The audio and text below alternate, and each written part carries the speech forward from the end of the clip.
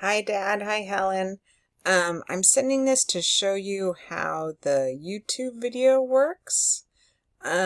So if I am in my email, over here, this thing up top is that Waffle Grid I was talking about. And I click on that and you actually can't see the YouTube at all. You have to use the bar to scroll down, so it's confusing. But then it's down here below and I can click on it. Mine takes a while to load because everything's moving really slow right now. And then it just takes me to YouTube.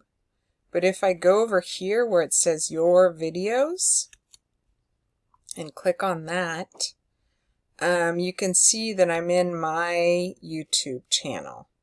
So this is mine and these are my videos that I uploaded. And if I go down, if I scroll down here under settings,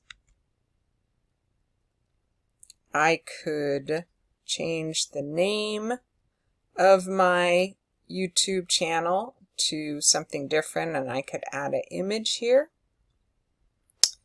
Going back to my YouTube channel, again, the reason why I use this is because I could use my phone or the computer to make quick videos and upload them quickly. And then it makes them easier to share because you're not having to send files.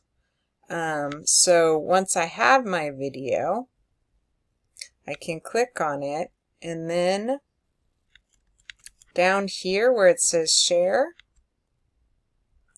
I can either copy a link, or I can, if I'm in Canvas, I can embed the code here. So that just means I copy it and paste it in.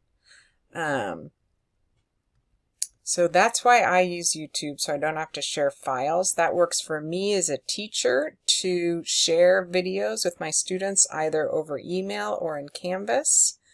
How your students would share videos with you is another question that I'm still trying to research a little bit.